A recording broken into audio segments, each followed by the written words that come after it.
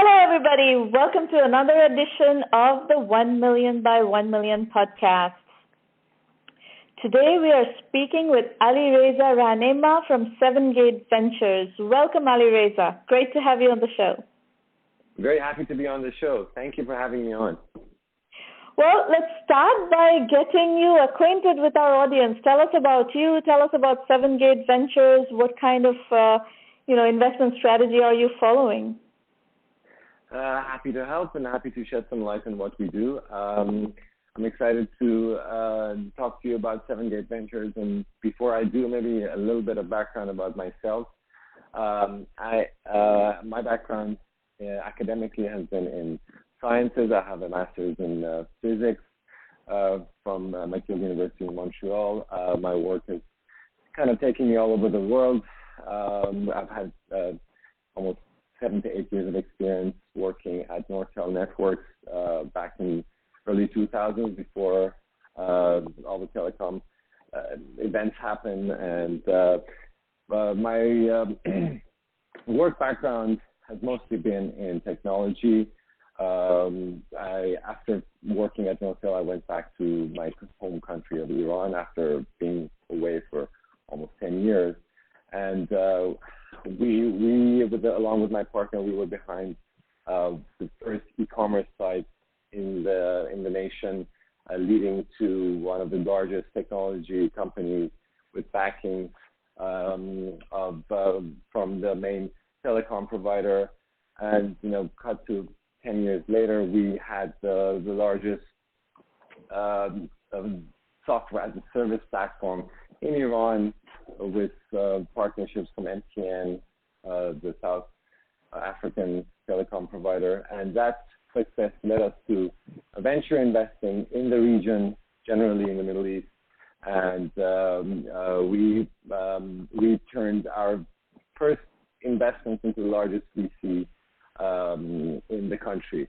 That success allowed us to look at other opportunities globally. And almost 7 years ago, both myself and my partner left the country.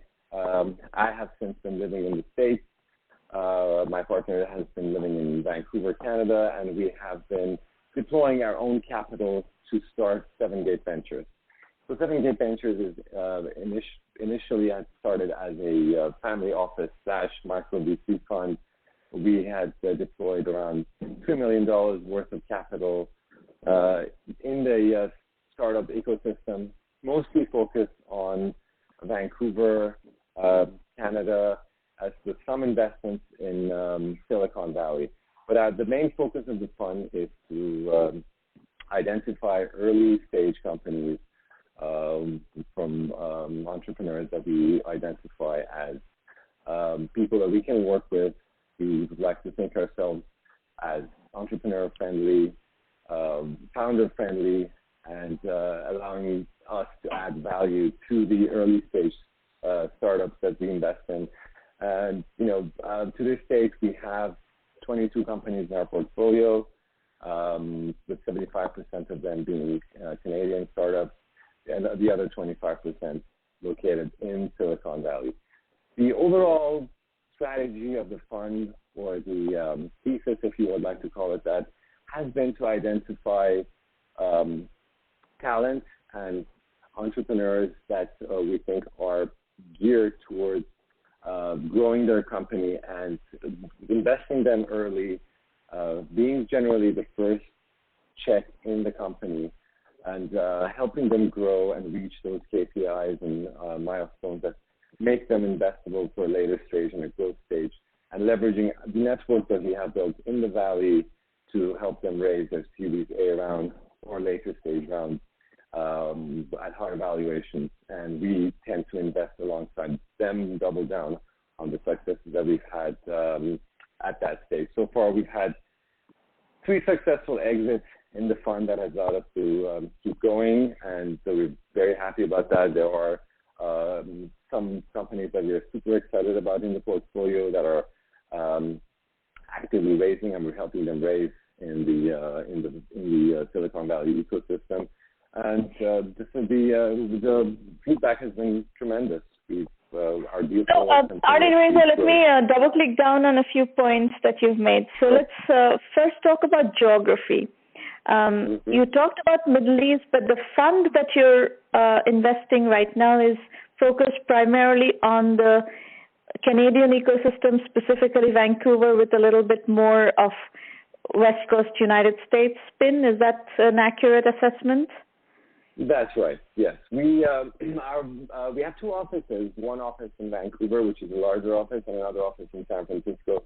Our office in Vancouver is around 5,000 square feet. We have leveraged a strong relationship with the University of British Columbia here in Vancouver to identify those technical founders or graduates that are coming out of the computer science department and electrical engineering departments out of UBC and Simon Fraser University, which is another highly reputable university in Vancouver, and invest early in them, helping them grow and, like I said, reach a stage where they could potentially raise their next round in the valley. Now, in the past year, we have started to look at the what's known as the University of Waterloo and Toronto corridor, which has clearly a great pool of talent, technical talent, that are coming out of there with entrepreneurial aspirations. And we think there are opportunities there, and with the connections that we have in Silicon Valley and in the industry in general, we try to add value and build our business from there.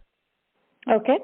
So on that geography topic, I would like to ask you a question about what's happening from an immigration point of view in Canada and in Vancouver in particular, given the friction that is happening right now in America around immigration. Are you seeing a big influx of talented engineering,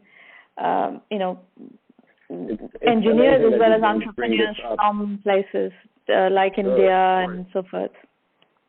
I must say this has vindicated our thesis for 7Gate in the past couple of years. We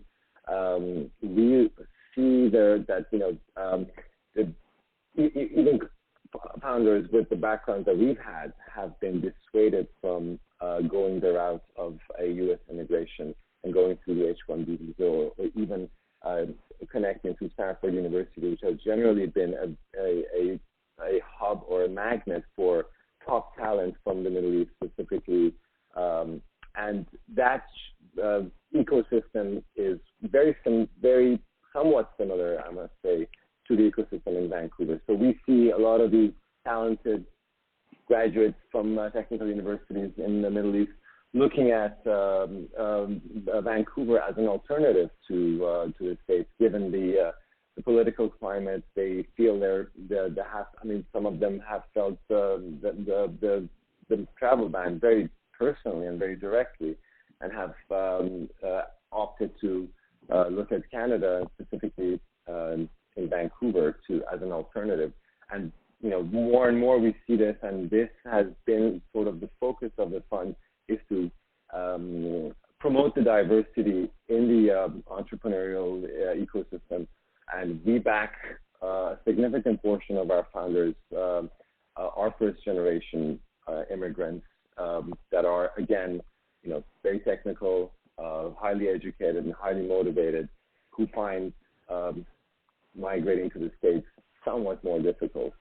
And if you allow me, does Canada make it easy for founders to start a company? Is there any specific visa track that entrepreneurs can get on? Because it's really a nightmare in the U.S. to do that.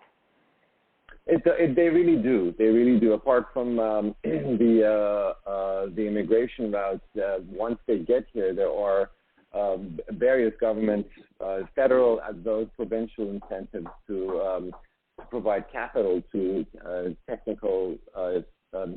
technology-based startups, as well as incentive for investors. I mean, even if you are an angel investor in Canada, you get different forms of tax benefits when you invest in a technology-based startup. So we have basically promoted ourselves as one of the vehicles that helps the founders a great deal in tracking these various incentives and grants that are available, which, to be fair, do require some red tape, and it is somewhat complicated. But we have been successful in getting those to the hands of the founders we back, and giving them a somewhat of a head start when it comes to fundraising, as well as investing alongside them.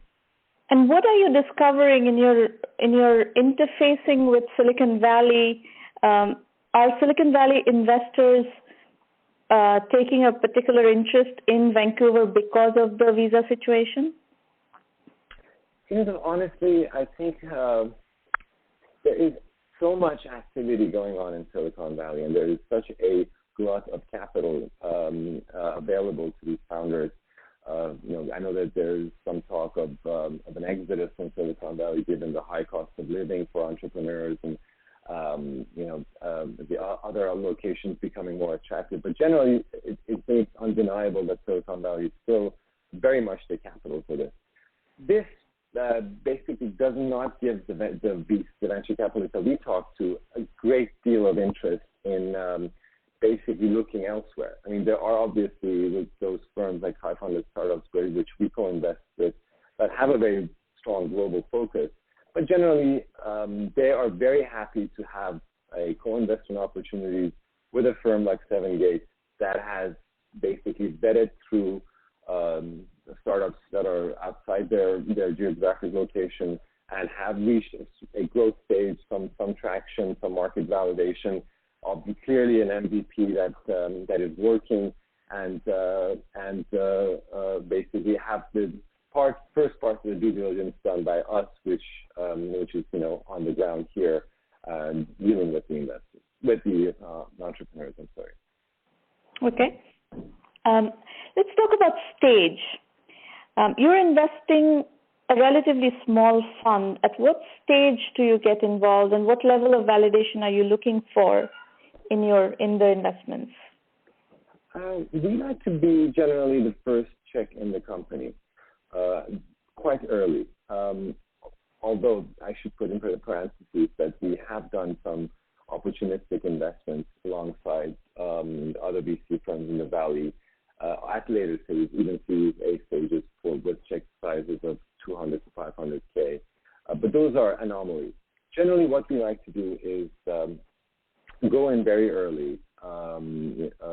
It's not a requirement for us that there is a great deal of market traction already, but we help those founders that we identify build that traction and build those KPIs. As I was mentioning, our office here in Vancouver has a few of our portfolio companies located in it. We have a co-working space that helps us keep some tabs on them, have weekly strategy sessions, help them with legal and bookkeeping matters, and basically oversee their growth and helping them reach the milestone that they want to reach. So when it comes to stage, we're early stage. Our check sizes have ranged from 100K to, like I said, 500K, depending on the stake we'd like to see have in the company. But which we like to see a stake in the range of 10 to 15% in the early stage. So would it be fair to say that you are comfortable with pre-seed investment? Absolutely. Yes. Good. Very good. Over 50% of those firms that we've gone in are pre-seed, and so far, thankfully, a significant portion, I would say almost 90% of them, have gone on to raise Series A, and we have invested alongside them as they grow. Excellent. Okay. Talk about the types of companies do you like to invest in, B2B, B2C, hybrid? What's your comfort zone? We've talked about this a lot between ourselves, and there is a difference of opinion in the industry whether you should be, say, sector specific or have a more generalist approach. but we honestly find the zone that we're comfortable with is industry agnostic. We're comfortable with identifying the founders that are exceptional. So our investments in the portfolio that we have in terms of sector range from B2B, B2B2C. We have a myriad of health tech investments that are really exciting. We have marketplaces. We've invested in some cloud services, even delivery services. So in terms of sector, we're pretty agnostic, but what we like to focus on is the founder, is that exceptional founder that is somewhat coachable and amenable to our interactions with them, and also is able to create a strong moat around the startup that they're building, making it competitive in the long term. Okay. Talk about some of the companies that you have invested in, and in particular, as you take us through some of these case studies, help us understand at what point did these companies come to you, how did they get to you, and what was going on in those companies that captured your attention and led you to invest. And let's start with the three that you said that you've exited already. So let's start there and take all three of those and do kind of a mini case study on each. Sure, glad to. So one of the companies that has a very interesting background, basically started. The founder was working at 7Gate as an analyst or an associate, and she showed a great deal of interest, a great deal of curiosity.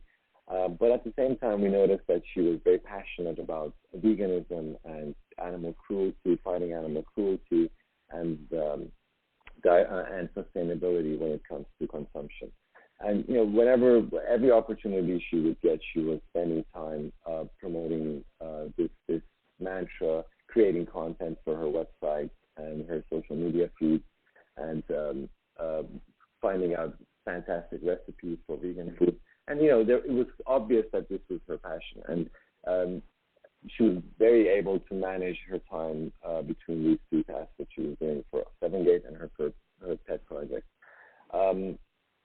So we decided to basically take a shot at this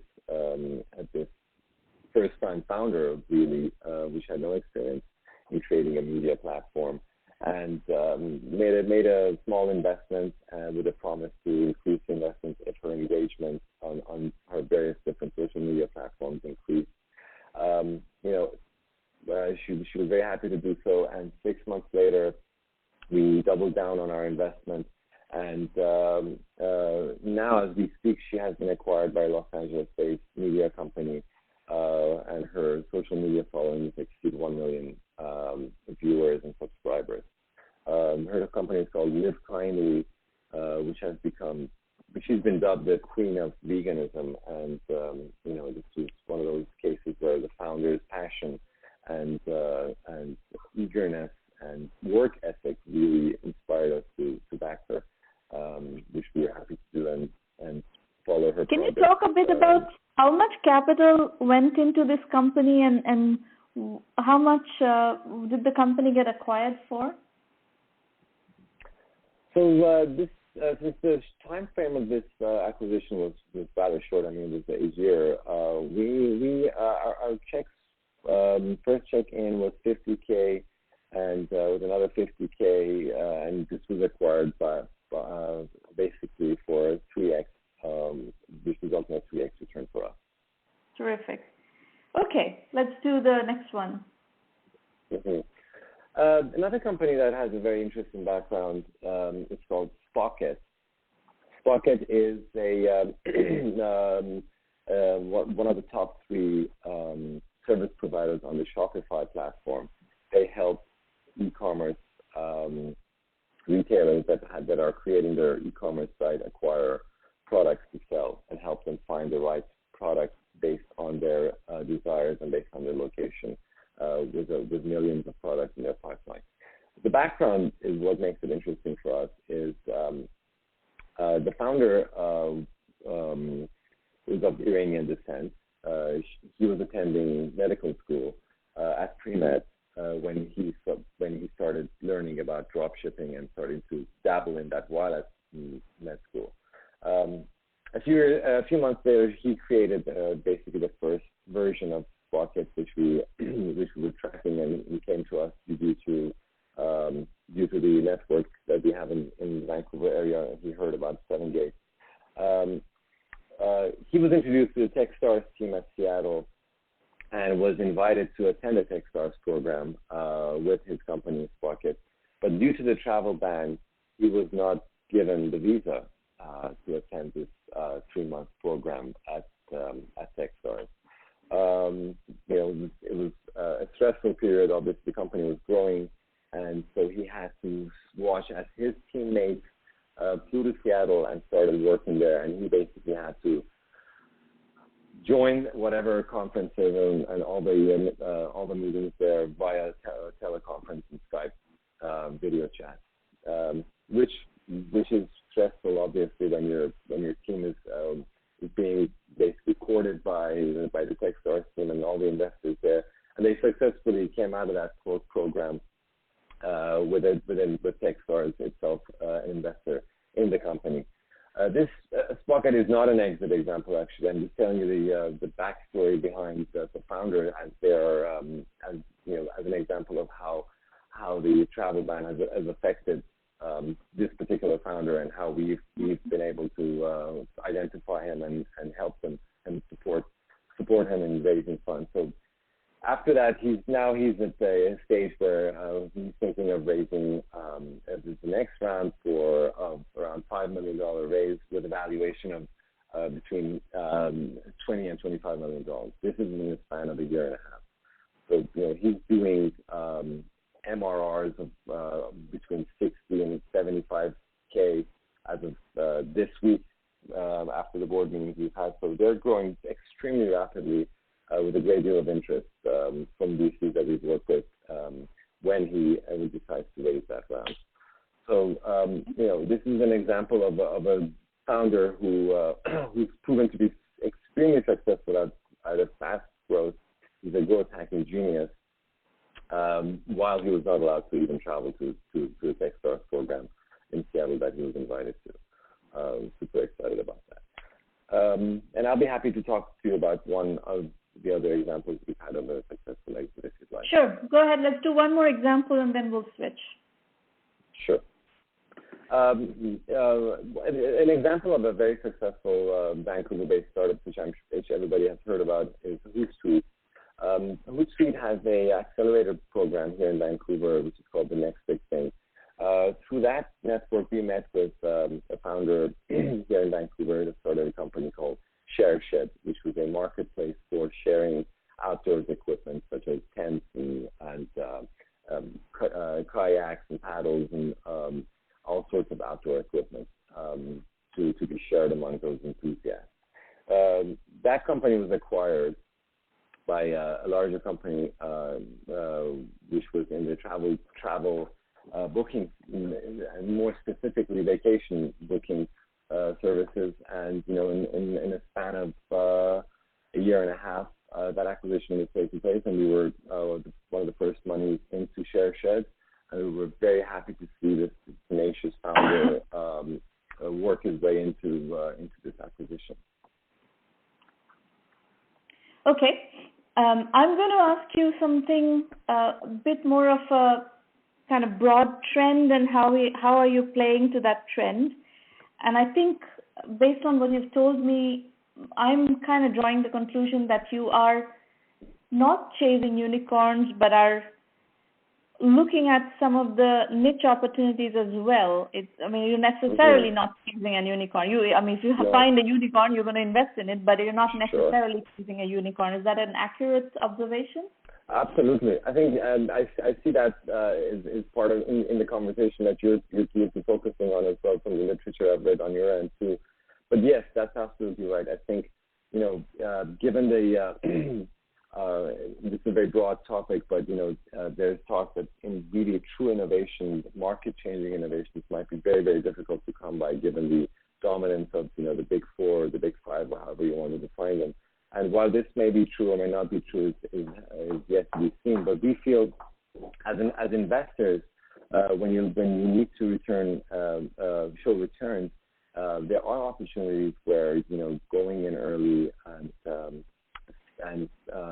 seeing returns. The returns they really necessarily do not need to be 100x or 1000x returns, but it's being happy with returns of 5x, 10x, and maintaining that investment in more and more companies allows us to be sustainable, and we've done that with 3 of our companies. These are, while large acquisitions might be more fewer and further in between, I think in the sub $10, $15 million range, there's a lot of activity, and we are happy to be helping those companies reach a growth stage where those acquisitions take place. And what, if you were to, give an overview of the Canadian investment philosophy, what's happening? How are people thinking about this unicorns versus non-unicorns versus niches, this whole discussion that we just had? How are the Canadian investors in general thinking about this? I've written about this when it comes to the differences between the startup ecosystem and the value, because I spend basically half of my time here and half of my time down there in the San Francisco Bay Area. When it comes to talent, there's really no shortage of talent in Canada. There's very strong education systems with a extremely strong technical focus. Like you mentioned yourself, there's a great pool of immigrant talent moving to Canada, which is growing constantly. These new immigrants and these new graduates generally have a very strong entrepreneurial spirit and want to create something that lasts and something that is beyond just being another cog in a wheel, basically.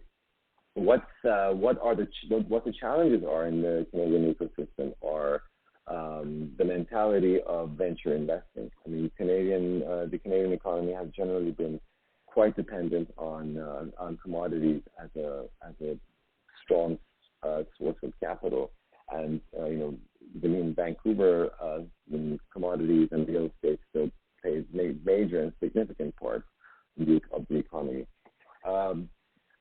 That being said, we still see a growth of angel investing activities and seed and pre-seed stage investing that allows the number of companies that are being founded here to grow, and there are more and more startups taking shape every day. What the challenges are basically the Series A crunch that we see more so in Vancouver than in Toronto, and that is where we thought our strength would lie. Is that we have strong connections with Silicon Valley venture capitalists.